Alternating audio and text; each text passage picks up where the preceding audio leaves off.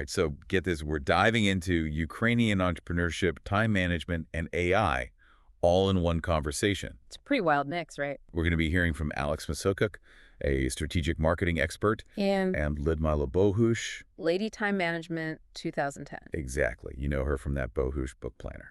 And now she's all about training entrepreneurs to use AI. That's what I'm talking about. It's like she's bridging the gap between that old school pen and paper planning and the future of work. Totally. And you've got Alex living and breathing the digital marketing world. Right. And then you have Lyudmyla, who's bringing in this unique blend of psychology and that practical time management. I think the thing that really caught my eye was that she's now training entrepreneurs to use AI assistants. Yeah, it's really fascinating. It's not just how to use ChatGPT. It's about, what makes humans irreplaceable even when AI is getting so powerful. Right. Like strategic thinking, setting the right goals, and just having that entrepreneurial drive. So, okay, let's rewind a bit and talk about Lyudmyla's journey. She actually started in psychology, but traditional therapy wasn't her thing. Oh, really? Yeah, she even said she found it wishy-washy. Not enough action. Right. She's all about results. You can really see that in everything she does. Her coaching style, the BogushBook. It's all about, taking control, making a plan, getting things done. Which brings us to procrastination versus laziness.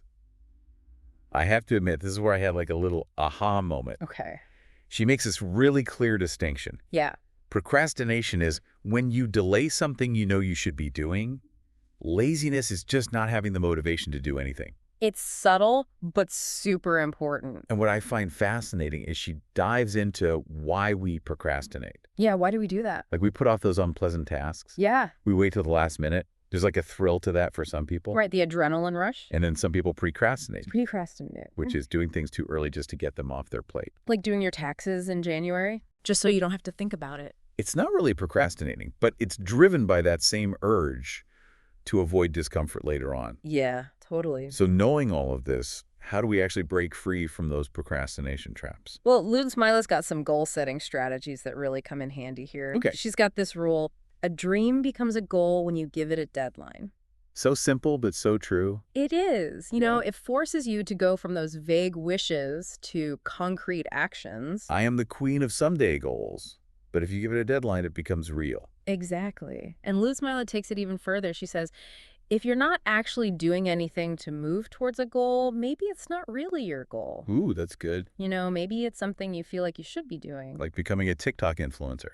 Yeah, maybe that's why that urge faded so quickly for you. Good point. So speaking of external pressures, this is where Alex's marketing expertise comes in. Right. They have this great discussion about personal branding, especially for entrepreneurs. Oh, yeah. Personal branding is huge these days. And I love Lyudmyla's take on it. What's that? It's not just about having a logo or, a catchy tagline. Right. It's deeper than that. It's about figuring out who you want to be long term. Like 10, 15 years down the line. Yeah. That's a good point. You need that strong foundation. And she says you have to be interesting. Be interesting. Okay. Have your own opinions. Don't be afraid to put them out there. Right. Authenticity is key. Yeah. So for all of you listening out there, when was the last time you really thought about your long-term vision? Yeah. Are you telling the story you want to tell? Something to think about, for sure. Absolutely. Building that strong personal brand, it's a process. And it starts with you. Starts with you, yeah. Now, I know a lot of entrepreneurs struggle with that whole work-life balance thing. Oh, yeah. It's a classic struggle. But Lyudmyla kind of flips the script on that one. How so? She actually believes entrepreneurs shouldn't even try to separate work and life. Interesting. Because it's all connected. Okay, yeah, I can see that. She talks about business-life harmony instead. Business life harmony. I like that. And she focuses on 6 key areas. 6? Oh, okay, lay them on me. Body, personal growth, family, business, giving back to society, and civic engagement. Wow, that covers a lot of ground. It's a more holistic view. It makes sense, though, right? Yeah. Especially for passionate entrepreneurs. Totally. Mm-hmm. And she even tells the story about one of her mentees. Okay, I love a good story. His wife wasn't too thrilled about him taking client calls at 10 p.m. Oh, I can relate. So he started calling them money calling. Money calling. That's brilliant. It's like, honey, money's calling. I got to answer. Love it. It became this running joke, but it also highlights, the importance of communication and finding those creative solutions. Yeah, working together as a couple, it's a team effort. So it's amazing what humor and a shift in perspective can do. Totally. It shows you got to find ways to integrate work and life in a way that works for everyone. Now, with all this talk about, technology and digital marketing, it makes you wonder, why hasn't the BogushBook gone digital? Yeah, in today's world, you'd think a digital planner would be like the obvious next step. Right. But Lyudmyla's got a reason for keeping it analog. Really? She sees it as a training tool. Okay, what do you mean by that? She thinks physically, writing down your goals, your plans, it helps you develop those mental muscles for time management. Mm. It's about that tactile experience engaging with the material. Yeah, sometimes those old school methods actually make us more focused, more intentional. Absolutely. And Lyudmyla's seen it firsthand. She told this story about her partner in Krakow. Okay. He works in AI of all things. No way. And he's a total BogushBook convert. Wow, that says something. So she's not anti-technology, No, not at all. but she sees the power of those analog tools. It's about the right tool for the job. Sometimes disconnecting can actually make you more productive. But let's be honest, we can't ignore the AI revolution happening right now. No, it's here. And it seems like Lyudmyla isn't ignoring it either. Oh yeah, she's embracing it. She's actually really excited about ChatGPT ChatGPT, it's changing the game. and the potential to change how we work, especially for entrepreneurs. Yeah, the possibilities are endless. She even believes it could replace a lot of specialized roles. Like marketers. Yeah, like, Oh no, I'm out of a job? maybe not entirely, Huh. but it does make you think about the future of work. It definitely does. Okay, so I'm hooked. Tell me more about how she sees AI fitting into this entrepreneurial world. All right, so this is where it gets really interesting. Okay, She's both optimistic and realistic about AI. that makes sense. She sees the potential, but she's quick to point out AI can't replace everything. Okay. It yeah. can't replace human intuition, empathy, those Yeah. things that make us connect with people on a deeper level. Yeah, you can't program emotional intelligence. Nope. And those soft skills are essential for entrepreneurs building relationships, leading teams, navigating the human world. So where does Alex fit into all of this? Does he agree with her? He does. He emphasizes that AI is a tool, a very powerful tool. Right. But it's still just a tool. It's up to the entrepreneur to use it strategically. It's not about AI taking over. Right. It's about making it work for us. Exactly. And that brings us to Lyudmyla's latest venture, AI assistant training. Oh, wow. She's taking her time management and strategic planning expertise and applying it to AI. So she's teaching entrepreneurs how to work with these AI assistants. Exactly. Tell me more. She's created a 5-hour intensive program specifically for established entrepreneurs. So like the veterans? Yeah, she calls them dinosaurs playfully because they might not be as familiar with the latest tech. Dinosaurs learning new tricks. I love it. So it's all about using AI assistants for strategy, marketing, goal setting, That's cool. giving them the tools and knowledge to navigate this new world. Knowing Lyudmyla, I bet she doesn't just talk about the theory. Oh no, she gets hands-on. Okay, good. She even shared a story about how she almost broke ChatGPT. No way. Yeah, by asking for 30 revisions of something. She's always pushing the boundary. Always. So she's not just teaching about AI, she's showing how to really use it. I like that. So what are some of the benefits she highlights? She talks about how these AI assistants, they can be tireless workers. Yeah. They can do instant strategy updates and even act as a kind of personal psychologist. Hold on, a psychologist. Think about it. Entrepreneurs, they're always facing challenges, making decisions. Right. An AI assistant can help them process information, explore options, even provide support when they're feeling overwhelmed. It's like having 24/7 support. Exactly. But it does make you wonder, if we're relying on AI for all this, what does it mean for our own skills? Right. What happens to our own decision making? That's a great question, and one we'll dive into as we explore more of this conversation. Yeah. It's a conversation about the future of work, the balance between human and artificial intelligence, and what it means to be an entrepreneur in this rapidly changing world. Okay, so we're back and ready to keep going with this question. Yeah. What happens to our human skills when we have AI doing so much? It's a little freaky, right? Like you were saying, these AI assistants can be therapists for entrepreneurs, handle strategy updates, working nonstop. But then you think, do we get lazy? Yeah. Do we lose those decision-making skills if we're always relying on AI? Yeah, it's a real worry, but Lyudmyla tackles it head on. Okay, good. She actually thinks AI can free us up to focus on what humans are best at, creativity, empathy, building relationships. The things AI can't copy, at least not yet. So it's more like AI is amplifying our strengths, not replacing us. Exactly. Like a collaboration, AI takes care of the boring, repetitive stuff. Right. And we get to focus on the big picture, the strategy, the human connections that make businesses work. Okay, I can see that working, but there's still part of me that's like, what if we forget how to do things ourselves? What if the tech crashes or we just don't have our AI assistant? That's where continuous learning comes in. Even with AI, you got to stay sharp. Keep learning. Keep learning. Develop your skills. Stay updated on trends. Be ready to change strategies. So it's not like ditch the BogushBook and go all in on AI. Right. It's finding that balance. Sometimes pen and paper works best. Sometimes it's the AI assistant. It's about using the best tool for the job, whether it's analog or digital. Absolutely. And speaking of tools, how do they see personal branding in this new AI world? Because everything's changing so quickly. Yeah, it's tough to keep up. Alex actually thinks personal branding is even more important now.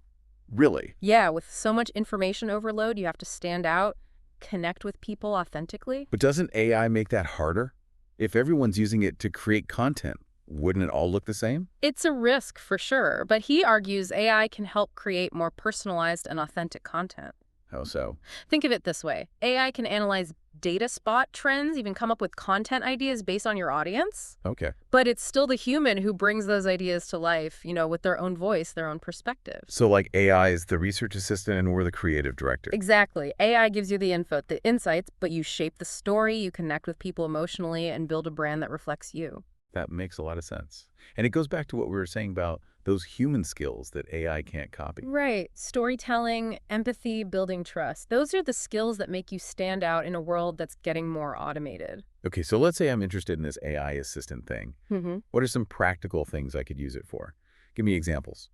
That's a big part of Lyudmyla's training program. She helps entrepreneurs figure out what tasks an AI assistant could handle. Okay. It could be scheduling, managing emails, researching competitors, brainstorming content ideas. So basically freeing up time to think more strategically. Exactly. And she gives some really cool examples from her own experience. Like what? She uses AI to analyze data, create presentations, even come up with marketing campaigns. It's kind of crazy to think about all the things it could do. But what about the ethical side of things? Yeah. If we're giving AI so much control over our businesses, how do we make sure it's being used responsibly? That's a huge question, and they both agree on the importance of setting clear guidelines and boundaries for AI assistants. You got to understand its limits and make sure it's being used in a way that matches your values. So we're not just teaching AI to do stuff, but to do it the right way. Absolutely. And that means understanding both the tech and the ethics. It sounds like a lot to consider. It's not just jumping on the AI bandwagon, it's being smart about it. Right. But they're both excited about the potential. They think AI could really change how we work and live, but we need to guide that change in the right direction. It's a lot to take in, but I'm starting to see the possibilities, like a whole new world is opening up. It is, and they're both ready for it. They believe AI can change business, but it's up to us to make sure that change is good. Okay, so what are some takeaways our listener can apply to their own journey? I think the biggest one is to embrace change and adapt to new tech. To be flexible. Exactly. Figure out how to make AI work for you while still keeping those human skills that make you special. And AI is a tool, not a replacement for human creativity. Exactly. It's about finding that balance where tech helps you do even greater things. All right, so much to think about, but before we wrap up this whole deep dive, let's take a second to reflect on what we've learned so far. Then we'll jump into the final part and hear their vision for the future of entrepreneurship in an AI-driven world. We've talked about so much psychology, productivity, AI taking over the world. Not taking over, but definitely making some waves. Yeah, exactly. So in this final part of our deep dive, where do they see this whole AI entrepreneur thing going? Well, Lyudmyla thinks we're at the beginning of a huge shift in how businesses work. Okay. She sees AI becoming a part of every single thing entrepreneurs do, from product development to marketing, customer service, team management, you name it. Wow. So it's not just having an AI schedule your meetings. It's like AI is helping you make every decision. Exactly. And she thinks this is going to create a whole new kind of entrepreneur, someone who's super tech-savvy, data-driven, and knows how to work with AI seamlessly. Okay, but what about the entrepreneurs who built their businesses on gut instinct and relationships? Are they going to get left behind? That's where Alex comes in. He believes those core skills, vision, resilience, connecting with people, those will always be important even with AI. Good to know. Yeah. So it's not about replacing those skills. It's adding AI to the mix. Right. Imagine an entrepreneur who's already got great instincts, but now they've got AI giving them instant insights, market trends, even personalized advice. It's like having a super mentor with you all the time. That's a pretty cool image. Yeah. But I still have that little voice in my head that's like, what if we rely on AI so much that we forget how to think for ourselves? That's a valid concern, and they both talk about that. They emphasize the importance of keeping our own human decision-making, Mm. not letting AI run the show completely. So how do we do that? How do we stay in control when we're surrounded by all these powerful AI systems? Lyudmyla thinks it's all about education and Makes awareness. sense. We need to know how AI works, what it can't do, and how to use it ethically. Yeah, it's like any powerful tool, you got to know how to use it safely. Exactly. And Alex adds that AI is a reflection of the data it learns from. So we have to be careful. Or it could just repeat our own biases and problems. That's a good point. It makes you think about the responsibility we have in developing and using AI, especially in something as important as entrepreneurship. Definitely. But even with the challenges, they're both optimistic about the future. They see AI as a way to make entrepreneurship open to more people. Oh, that's interesting. How so? Think about all the stuff AI could automate or simplify, things like market research, financial planning, even marketing. Okay. This could free up entrepreneurs to focus on what they're best at without getting stuck in the nitty-gritty details. So it's like AI could even the playing field, give everyone a shot at their dream no matter what their background is. Exactly. And that's a future they're both excited about. It's definitely a lot to consider, but the main thing I've learned from all of this is that the world of entrepreneurship is always changing. And the people who can adapt, learn, and embrace new tech are the ones who are going to succeed. I totally agree. It's a really exciting time to be an entrepreneur, and AI is a big part of that. All right, so as we wrap up this whole deep dive, what's the one message you want our listener to take away? I think it's don't be afraid to try new things, explore new tools. AI is powerful, but we get to decide how to use it. And even with AI, those human skills, creativity, empathy, resilience, those will always matter. Absolutely. Those are the skills that will help you stand out, connect with people, and ultimately make you successful. Well, that's it for our deep dive into Ukrainian entrepreneurship, time management, and the rise of AI. A huge thanks to you for walking us through this amazing conversation and to our listener for joining us on this journey. It's been a pleasure. And remember, the future is ours to create. So go out there, embrace the possibilities, and make something awesome.